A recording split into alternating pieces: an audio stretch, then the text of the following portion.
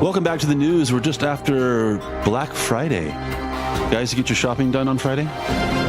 No, but work was interesting. I work beside a shopping centre. It was chaos. Oh, by Benarka, I heard it was a nightmare out there. Couldn't even get a bread roll in the morning. People were literally queuing around the corner in Buchek just to get their early morning sandwich and pastry into them to get prepared them for a day of bargain hunting. Well, apparently it was taking 2 hours just to exit the car park on Friday afternoon. Yeah. Well, Black Friday, I think in Poland is hilarious. The fact that like 3 years ago nobody really heard of it, then just started showing up, and now it's become a huge event as well. I mean, it's good to see the shops full, doing business, I suppose. Even though I had to walk all the way down to Matecnego because I couldn't get a bus. All right, I'm over it. This is the news. Let it go, man. Let it go. I'm John. There's Josh. Dr. Mike is here along with Dave. A few things to talk about this week. Let's look into a national issue.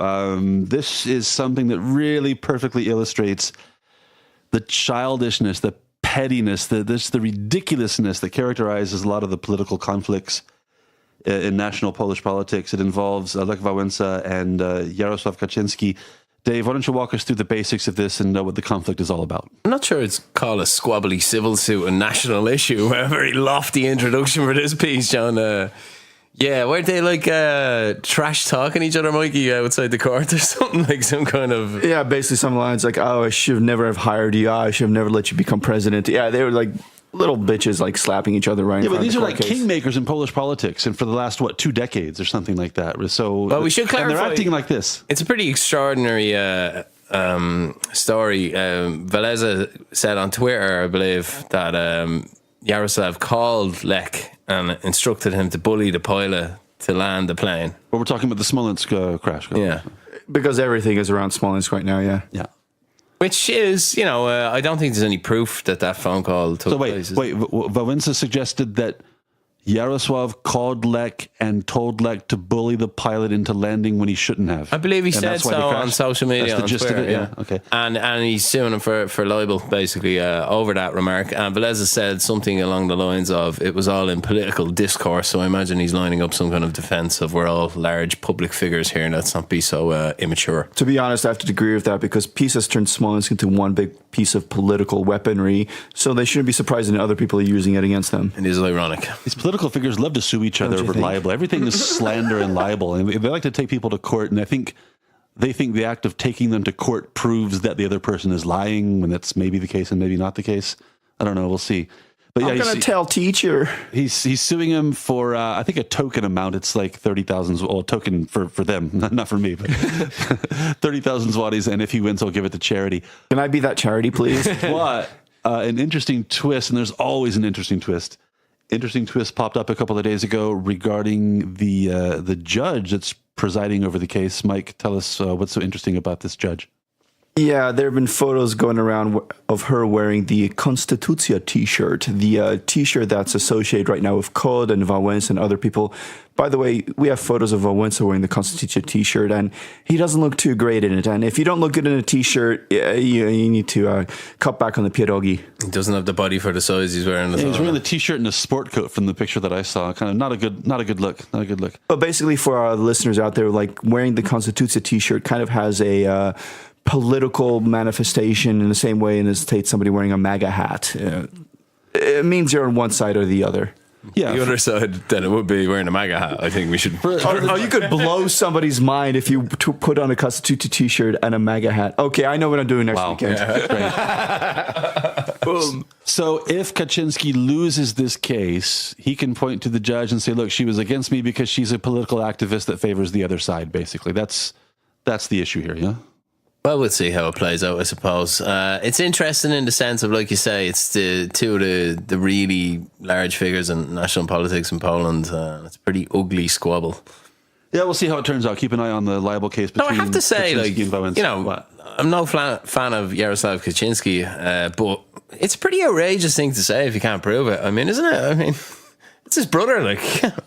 Yeah, it is true. I mean, but at the same time, though, isn't there another non-legal avenue for Kaczyński to force an apology? I mean, if he thinks... Sure, Wałęsa could have publicly admitted what he said wasn't true, or he could have proved it, Yeah, that's true. But both of these guys bring a lot of baggage to the case, and just their personalities, and just the fact that they're kind of like avatars for each side of the political divide these days kind of make this a proxy fight for other things, right? Yeah. Plus, I also think Kaczyński taking this as court of it's kind of like started the whole Barbra Streisand effect here. Nobody would have actually remembered this Twitter conversation or these comments, and they'd be forgetting about Wałęsa in this context if he hadn't taken him to court, and this whole thing is now being played out on TV.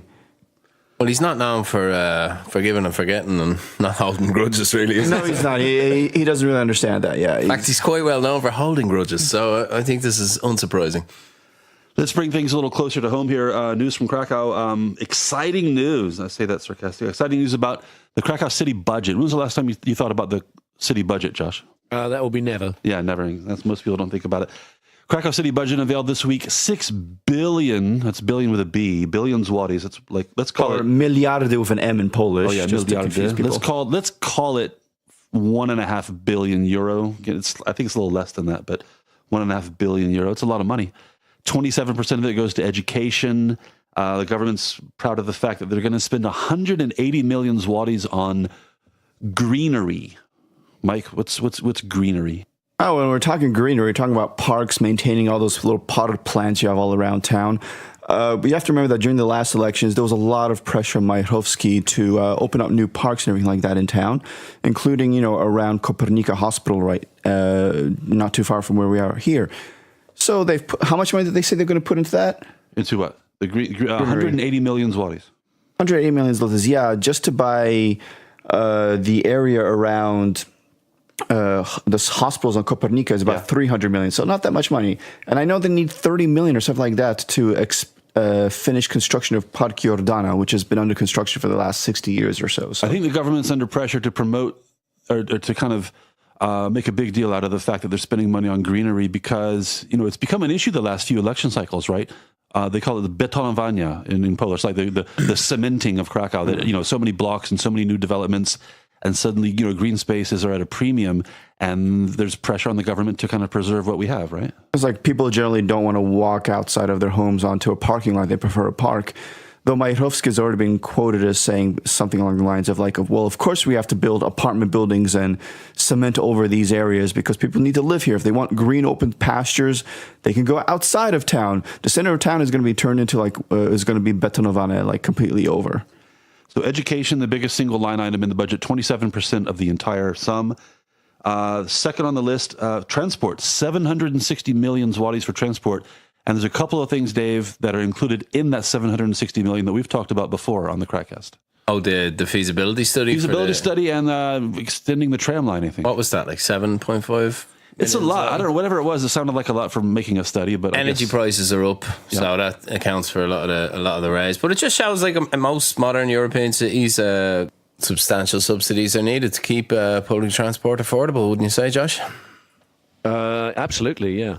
But in Krakow, it's several hundred million zlotys a year. From what they collect from ticket prices, something like only 200-300 million, while just maintaining the network, it's about 500 million. But if they want to build out anything more, like new lines, new buses, new trams, they need a lot more money than that. Look, it's busy, but it works. It gets everybody to work on time. If you live anywhere near the centre, you can get to your office building on a tram, on a bus. You can do it. It's pretty easy, and it's very affordable. Very affordable. So it does make... Because everybody else is paying for it. Yeah, I know, but, it just, to me, a real live breathing city needs that investment. It really does, and they got to keep going on it. Now, that's not to say that I fully support a metro. I admit that a metro in a city the size of Krakow seems infrastructurally outlandish. Somewhat excessive. I'd like to see the plan, though. I'd like to see what kind of future estimates it's building in. I'd like to be on the committee that's actually making the feasibility report, because basically it's easy money. They get a couple of their friends from some universities, give them some money to just write down a report that says what they want to hear. Isn't it a monorail? A German firm or something doing what? Well, a monorail. I was, when I was a kid, this was the city of the future. When you didn't have your jetpack on, you could just jump on the monorail. Like the Simpsons. Yeah, should have stopped for that haircut. I remember when they opened the monorail in Sydney in Australia. I mean, I loved that thing as a kid. It made no sense, and it doesn't make any sense. I've been on it. They closed it down 4 or 5 years ago. I was so freaking sad and nostalgic. But why? When I was there, I was over 5 years ago. I think think. But it was still open, and it was a cool touristy thing to do, but it's just not very practical. Unlike the ferry from Darling Harbour over to Gladesville, if you're staying on that side of the track, that's just a beautiful. Would you support an above ground rail system then in Krakow? Well, look, I think you touched on some good points when we discussed the last time.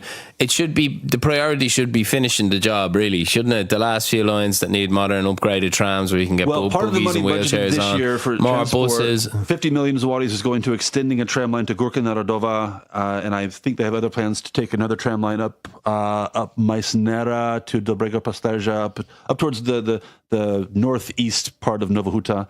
So slowly but surely, the tram network is extending. I mean, in fairness to them, they've done a lot in the last 10 years or so. I mean, they've covered a lot of ground with the trams. Can I also just make the point that Josh touched on this in a previous episode about the circular nature of owned vehicles in public infrastructure networks like this. They tend to be passed down, so these buses tend to go to Latvia, they go to Lithuania, etc. The next countries down the food chain, if you like.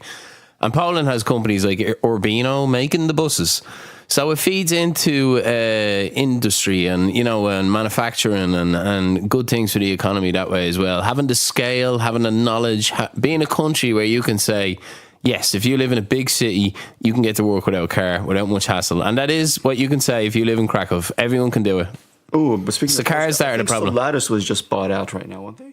Month or two ago by another European company, probably Volkswagen or something. Have they been? Well, I mean, Solaris is no longer Polish, basically. By ownership, I don't really care about it. One interesting thing me little speech, Mike. in the budget here, as with most municipal budgets, the government is spending more money than they're taking in. They're spending. There's a deficit this year of 546 million zloty. Let's call it 150 million dollars that they're going to have to finance. So again, expenditures exceed revenues. Don't they always? Exactly. Well, not if you live in the real world. But if you're a politician. One question, in a city like Krakow that benefits so much from tourism, literally millions of people come here every year and leave behind a lot of money. And that includes their 23% VAT and all the hotel charges they pay, et cetera, et cetera. Isn't it odd for a city that's so big with tourists to be in the hole financially? Why can't we...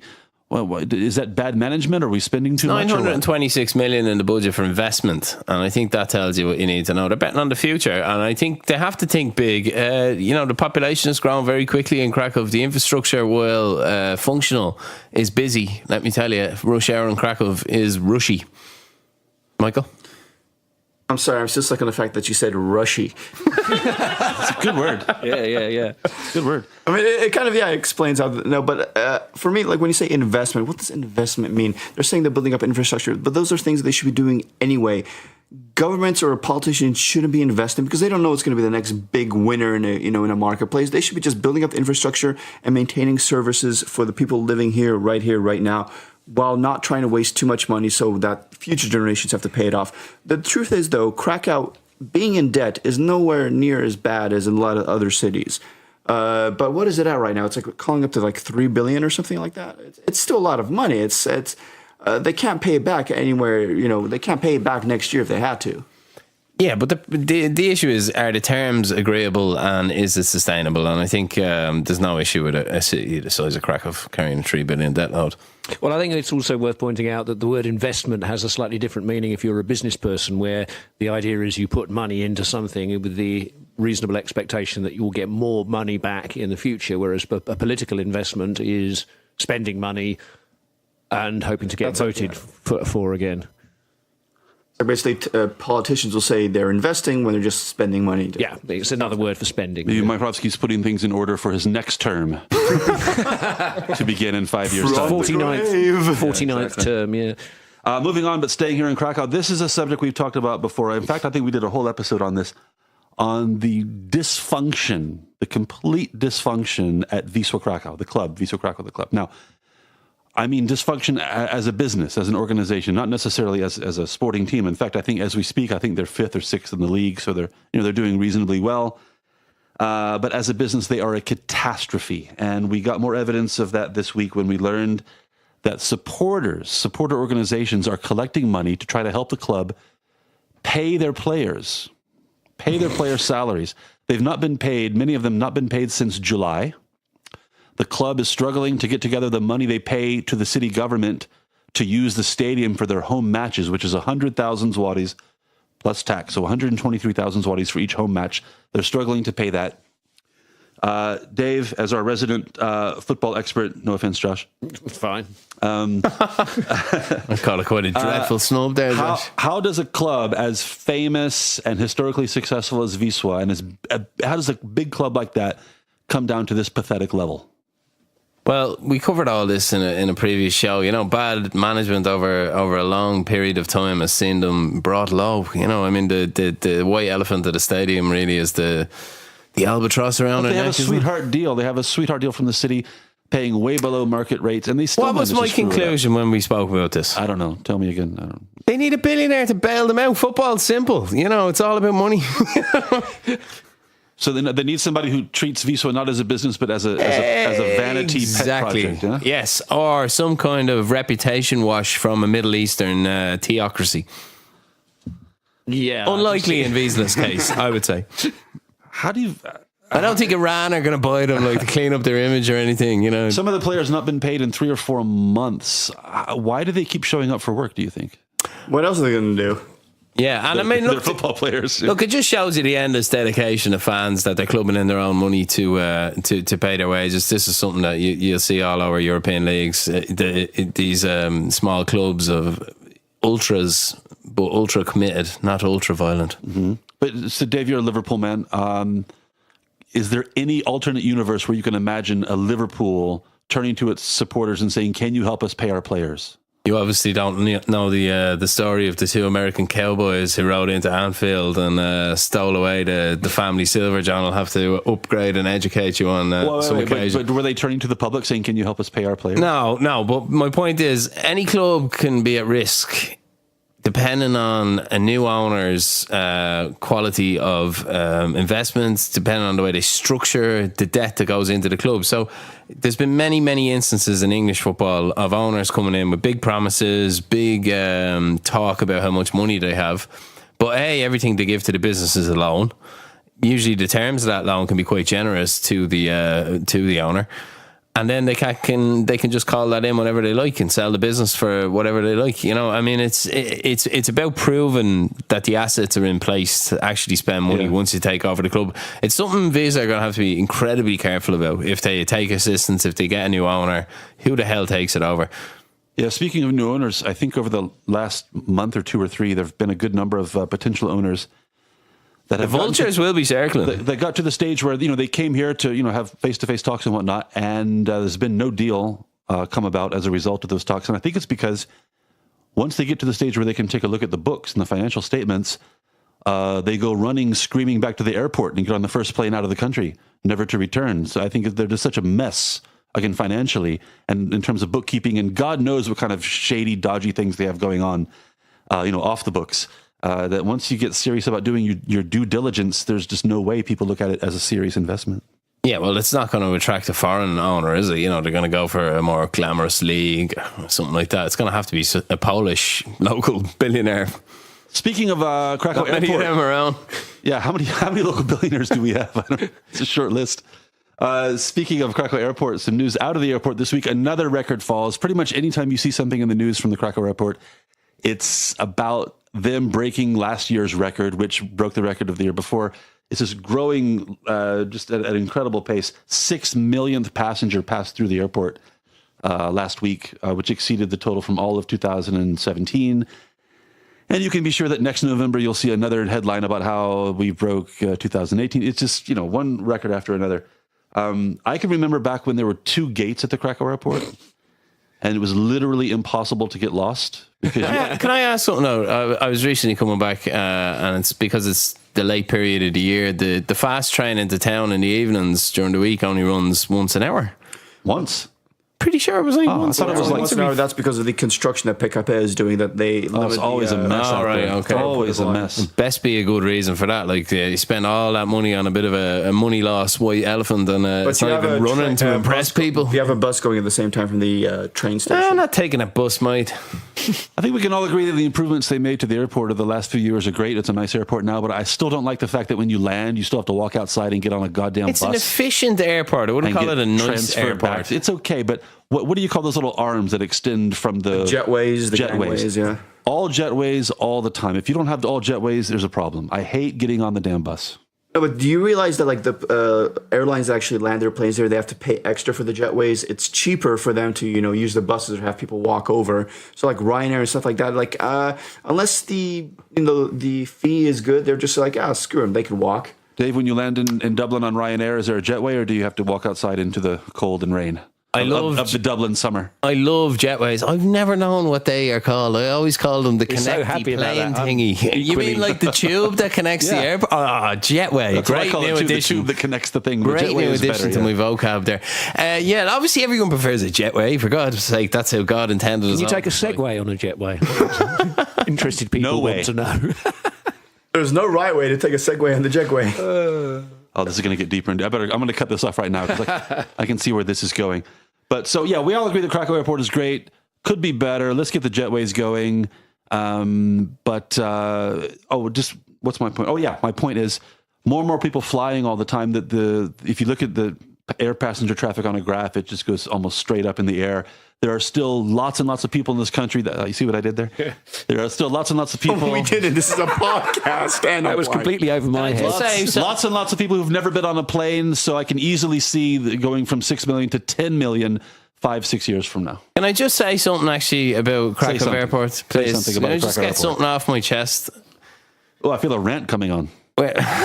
When you go through into the non-Schengen area, gate 17 and 18, which is the flights to Dublin and London usually, and Scotland, there's just one little duty free there, and that's fine, and then there's a little Avitex, and that's it. You know, they get way more facilities in the other part of the airport, and you're all kind of herded into this part. It's tiny. The gate has no room. It's a double gate, 17 and 18. That's like 360 people all squashed together with no kind of semblance of which queue is which. You know, it's stressful. Everybody's lining up. Oh, we had What do you want? What's missing? Well, it's What's like missing? it's like What do you want? It's like 20 zloty for a sandwich in Avitex. Yeah. You know, there's no McDonald's. You're no, at the airport. There's no Starbucks. There's none of this. No. It would be 40 trustworthy zlotys at Starbucks. International brands. It gets on my tits, to be honest with you. Like, you know, Avitex, I go in there every day. A sandwich is like what 4 zloty? Outside of the airport. Yeah, the same sandwich will cost you 25 zloty in the airport. Like So what are you 20 saying? You zloty. want more fast food dining options while you're waiting for your plane at the airport? Yes. Okay, That's exactly duly what noted. I'm saying. It's ridiculous. It's a desert back there. Let's hashtag get Krakow Airport here. Now, let's get a campaign Hold going on, here. I was specific because there is nice places in the non-Schengen in the Schengen area. I was like flying to ice cream places. Yeah. I was flying. That's presumably because the EU funded those bits, and it's just a kind of a screw you to the Sandwiches are cheaper there too. Everybody flying. Yeah. And there's more choice. Israeli lots of bread. He's choices. getting into Yeah, bread. fresher Probably bread. McDonald's and Starbucks over there. Yeah, and a Burger King. Yeah, a paucity of dining options. Yeah. But why don't you eat before you go to the airport and take care of that before you leave home? What? Why don't you just eat before Because you go to the planes airport? never ever get delayed. Because you're encouraged to be early, and it's not that I want to have a sandwich so much as I don't want to have a can of beer that costs 15 zloty. It's an affront to my, that Avitex is outrageous. The prices in it. If I had to come up with a complaint about the Krakow airport, it's not really about the airport itself, I guess. But if you're on a flight between, I would say, November and April, and if it's supposed to leave before 11 o'clock in the morning, there's a 50-50 chance you will be delayed because of fog. Yeah. It is the most fog-prone airport on the planet, I'm pretty sure. So can we blame the airport for that? I don't know, but that's my Well, it's pitch. true. I mean, there's countless times when I've been coming back and you find... Oh, yeah, even worse. Then you know... You land in Wrocław or Then something you're like that. Katowice. Yeah. No, I was once waiting for a flight in Krakow from London that ended up landing in Katowice. We were waiting for it, and we didn't know if we were going to get a bus from Krakow to Katowice. It ended up that the plane from Katowice actually jumped over to Krakow to pick us up. But no, yes, you can't blame the airport for this because it has to do with the whole modern radar systems. You can land in fog safely. The airport just has to invest in the system. Yeah, like in Smolensk, for example. Ouch. Moving forward, but staying in Krakow still. We've talked about this before. We are so ahead of the curve on the KrakCast. We really are. We talk about things first, and then the so-called big media picks it up later. This is a good example of that. bicycling in the Planty is under threat. Bicycling? What the hell is bicycling? Bicycling. What do they say? Cycling? Bicycling? Well, I think it's pretty unambiguous what bicycling is, isn't it? We mentioned this before, that there is a movement on the city council to ban, at least partially, to ban cyclists from the Planty. And when we first started talking about this, we thought it was a joke, but apparently there's somebody on the city council that really, really, just like our own Dave here, doesn't like cyclists. And Mike, I'm not a big bicycles fan either. I'll let you take this then, Mike. Well, the idea, let me finish it before we get to Mike. The idea is, again, to ban bikes in the Planty, and as a kind of compromise and as a way to move this forward, they want to ban bikes on weekends and holidays because that's when the most bike traffic takes place. And so that making this compromise could make it more likely that it's going to get through the city council. So, Mike, can you really imagine being busted for riding a bike in the Planty? I can dream. I can just imagine little kids running around on the weekends when it's banned with like twigs and just stick them into like the spokes of those bicycles going by. That would be funny, wouldn't it? No, but I can understand the sentiment. Like the Planty is supposed to be more of a park, really laid back. You're walking around all these paths between gardens, and then you have cyclists using it as a mode of transportation, like just riding fast right past you. It kind of kills the mood. No, I don't like cyclists, but for me, it's like cyclists. If you stick to the roads or like specific designated bike paths, fine. But the Planty for me is a park. Take it easy there. Exactly. And in cities that really have a cycling culture, think Copenhagen, think Amsterdam, look at the actual bike paths. They're separate. There's no risk of collision because they've been designed properly into the fabric of the city and people have been using them for decades. It's hard to superimpose this modern new cycle-friendly world where everybody should cycle all the time because it'll save the planet. It's just going to knock a lot of children down as well. Well, I think actually, just to interrupt a little bit, like in Amsterdam or in Holland or the Netherlands, there's this kind of like, not just culture, but actually in the legal framework. I mean, a motorist absolutely has to defer to a cyclist. I mean, they kind of joke that if you as much as scare a cyclist, you're facing a life imprisonment. But it's true that like motorists are very, very, very accommodating of bicycles in the Netherlands. Well, I definitely hope this doesn't become law, but I'll be the first to say that cyclists don't do themselves any favors. True. You see them too often. They're going way too fast in the Planty, slicing between people. And you don't expect them coming. They're coming up behind you. And you want to veer they don't make a noise either. Yeah, you want to veer off onto one of the many pathways that kind of branch off in the Planty, and you can take little shortcuts to where you're going. You just want to enjoy the flowers, you can do that, but every time you turn right, you got to worry that some cyclists coming up behind you. Well, if you bike in the Planty, be responsible, don't be an asshole, and don't give people like Dave and Mike another reason to hate people on bikes. Okay, just be responsible and just stop cutting between people and slow down. Or I see my motion that they mount some snipers on the Barbican Gate hasn't really come to the city council's attention yet. I'll have to follow that. Not. We'll see how maybe next time. Wanted, yeah. Staying in Krakow, anti-cyclist warning system, I prefer to call it. Speaking of changes to the law, this might affect some of you listening. Do any of us have a dog? None of us have a dog. No, I would like to have a dog. If you have a dog, you might want to be careful. This is a national thing, not just a local thing. The law, again, nationally that regulates dogs. No, what's the word I'm looking for? That regulates keeping them secured, keeping control of them, on a leash or a lead, or keeping animal control with a muzzle. Changed this year. Previously, went into effect last week on Thursday.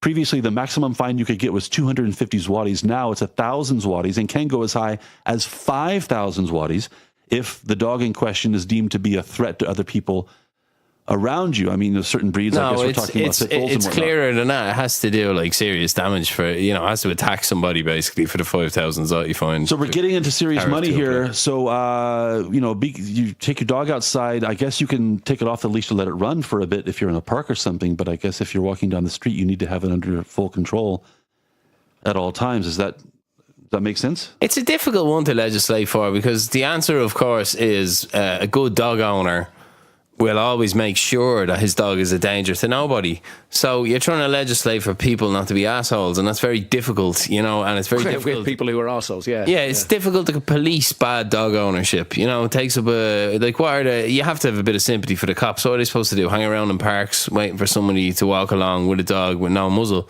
And don't you know the first person that they give a ticket to, it will be an example of a dog owner that just knows perfectly well his dog doesn't need a muzzle because he's with him and he's well trained and he's on a leash. Fair enough. Anyway, be careful with your dogs outside. It's a tough one. It is a tough one. Last word about Krakow news. A Krakow institution that's been on its last legs for some time, finally on its collapsed. arse? On its arse, yeah. I got it in early. Finally collapsed. Some of you listening might not know that the unfortunately named ARS Theater, ARS, which stood for Annex, Reduta, and Stuka, which was originally 3 different cinemas inside the building.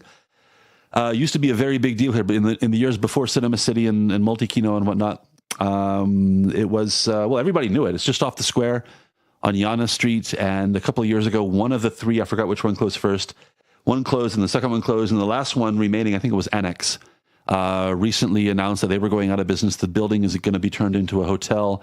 And so, it was the last of the old school cinemas. The Kino Vanda, long gone. Ucieka, long gone. The Warszawska, long gone. There might be one in Nowa Huta left. But all we have now is the nice, shiny Cinema City type of movie-going experience. Should we be sad about this, or is it good riddance? Good riddance. I mean, no, honestly, don't sugarcoat it, Mike. Just go straight. I'm getting my popcorn in now. No, the Cineplexes are a lot more entertaining and more fun for the big movies. Yeah, the little hole-in-the-wall places, they're great. I mean, I remember Stuka that you could buy beer there. It was a little more comfortable situation. I thought it would survive just because it's really in the middle of the old town. But I'm guessing the owners of the building realized they could make more money off a hotel. Fun fact, Reduta was the first and only time I ever went to a movie with a girl as a date, an official date. I took her to see The Green Mile. Probably not the best place. Good date movie. First date as well. It's Well, anyway, I can remember the days when it was a big deal, and when you talk to somebody about going to the movies, it was kind of understood that you were talking about arse. And now we talk about going, I guess, to Galeria Kazimierz and Bonarka and places like that. So some of you might be nostalgic. Others say good riddance. But either way, arse is a thing of the past. Last thing we're going to mention, Dave, I'll let you take over on this one. Tell us about the world's largest proto-mammal, which sounds like a great... I don't know what that is exactly, what a proto-mammal is. I forgot all my words now, man. There's some tough scientific words in this article. It's a big lump. Is it a vertebrate? No, it's some kind of auroch. So it was... Yes, a vertebrate, yes. Oh, whatever. I'm not good. It's got a backbone. I'm not good with scientific classifications. Why don't you take over? Well, I don't know. I didn't read the piece. I thought you were owning this one. Discovered in Poland, dating from 200 million years ago. 200 million years ago. The 210. 210. Be specific, okay, man. What's 10 million years? Scientists found this proto-mammal dating from 210 million years ago, 2.5 meters high, 9 tons, something kind of roughly similar to our present-day elephant, something like that, found in Poland. Thankfully, not around anymore. Could this be our legendary Krakow dragon? Well, there's quite an interesting quote in the article where he says the animal, a herbivore, lived on the banks and swamps and marshes. It is likely that it was hunted by the Wawel dragon, a large carnivore living in the same area, the scientist added. The name of the synapsid comes from the village Lisovice in Silesia, where its bones were discovered, while Bojani comes from the name of Ludwig Henrik Bojanus, a 19th century anatomist from Vilnius University, who described the aurochs for the first time and gave it the Latin name Bos primigenius. Getting deep in the weeds there in the article, but the point is, big animal, long dead. Was the Wawel dragon from 200 million? I think the legend I heard is like 2,000 years ago or something. Now that I've got pronunciation class out of the way, the reason it's an important find is everyone assumed these creatures, call them what you like, were much smaller. That's what's amazing. They didn't think there were these huge non-dinosaur animals around while the dinosaurs were around. I thought that an aurochs was like a little bit like a kind of large, giant wild boar or something. Well, again, I'm not great with the old scientific genus. That's what they say to name it and describe it. But It's like famously in Asterix and Obelix, that like Obelix would enjoy, like aurochs if he couldn't get wild this boar. discovery has also brought up another point in discussion here in Poland lately, is the fact that there is no actual big national history museum in Poland. And there was discussion about opening a natural history museum, like a big one, a national one, a year after independence, so 99 years. And they keep saying, like, oh, well, we found another big discovery here in Poland. Why don't we have a museum with bones and dead things in it? And the reason I'm reading from the article, John, is this is kind of naughty scientific stuff, John, and I'm not a paleoarchaeologist, for fuck's sake. John. Yeah. So take that. Lizovicia, is that how we're saying that?